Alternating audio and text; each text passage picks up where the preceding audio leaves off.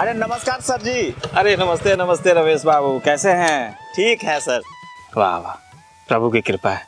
मतलब काम काज खेती बाड़ी सब बढ़िया चल रहा है। जी सर जी, थोड़ा बहुत जमीन है उसमें खेती बाड़ी हो जाती है। अब बाकी बात जो समय मिलता है ना, ये मालिक का मजदूरी कर लेते हैं। बस ऐसे ही जिंदगी चल रहा है। इंसान को जो है ना हर काम दिल से करना चाहिए। जी। लेकिन बच्चा सबके पढ़ाई पे ध्यान नहीं दे रहे हैं आजकल आप। जी, स्कूल तो जाता ही है और ट्यूशनों लगा के रखे हैं। आता है स्कूल सब, लेकिन रेगुलर नहीं आता है। मतलब कि सरकारी विद्यालय जो है ना 250 दिन खुला रहता है साल में, लेकिन ज़्यादातर बच्चा जो है ना 150 दिन आता है, और उसमें आपका भी बच्चा शामिल है। बेटा तो हमारा नालायक निकल गया, लेकिन बेटी तो। देखिए रमेश जी, बेटा और बेटी दोनों को पढ़ाना बहुत ज़रूरी होता है। अच्छा रमेश जी, एक बात बताइए, यदि कोई जानवर आपका आवारा निकल जाए तो क्या करते हैं? उसको खुला छोड़ देते हैं? अरे नहीं सर, उसको नाथते हैं, मतलब सीधा करते हैं। मतलब कि जानवर को सही करते हैं जिसके साथ आपको 5-10 साल रहना है, लेकिन बेटा को सही नहीं करते हैं जिसके साथ आपको पूरा बुढ़ापा बिताना है।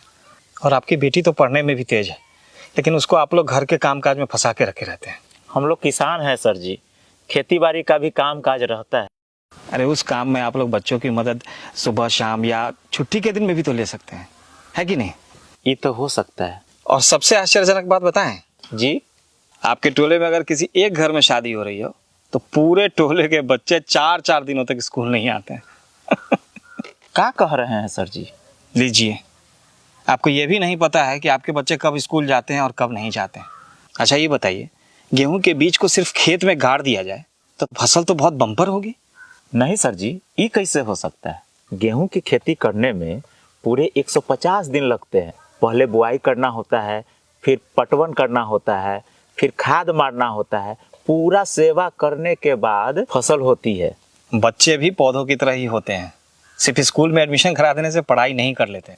आपको ये व्यवस्था करनी पड़ती है कि वो रेगुलर स्कूल जाएं, उनके पास किताबें हों, पोशाक हों, और वो घर पे भी सुबह शाम पढ़ाई करें, तब जा कर के उनकी पढ़ाई कंप्लीट होगी। नहीं तो आधे अधूरे तैयार फसलों की तरह उनकी पढ़ाई भी आधी अधूरी रह जाएगी।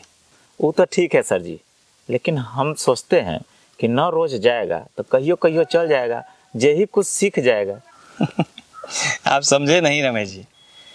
अच्छा ये बताइए कि यदि किसी बच्चे को पहले 1 से 20 तक का गिनती सिखाया जाए और फिर सीधा 80 से 90 का गिनती सिखाया जाए, या पहले 2-3 का पहाड़ा सिखा दिया जाए और फिर सीधा 17-18 का पहाड़ा सिखाया जाए, तब तो बच्चा गणित में पंडित हो जाएगा, है ना? ये कैसे होगा सर जी? जी ठीक उसी तरह यदि बच्चे 2 दिन स्कूल आएंगे और 2 दिन नहीं आएंगे तो उनकी पढ़ाई पूरी तरह से नहीं हो पाएगी, क्योंकि वो आधा एक पाठ का पढ़ेंगे तो आधा दूसरे पाठ का पढ़ेंगे। इसीलिए तो हम ट्यूशनों लगा रखे हैं।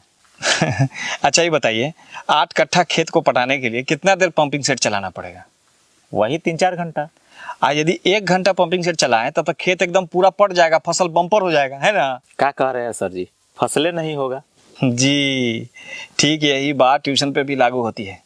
ट्यूशन सिर्फ 1 घंटे का होता है, जिसमें स्कूल में पढ़ी हुई बात का रिवीजन हो सकता है, लेकिन स्कूल जो होता है वो 7 घंटे का होता है।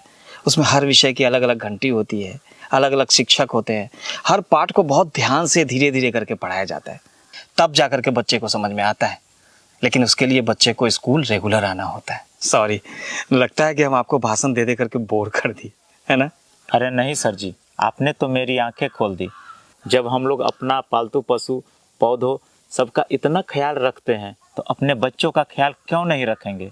वैसे कहते हैं ना सर जी कि पूत सपूत तका धन संचय और पूत कपूत तका धन संचय। बहुत बहुत धन्यवाद सर जी। अब मेरा बच्चा रोज स्कूल जाएगा, ये वादा है खुद से। बहुत बहुत धन्यवाद जो आप मेरी बात को समझे। अच्छा मैं चलता हूँ। प्रणाम। प्रणाम।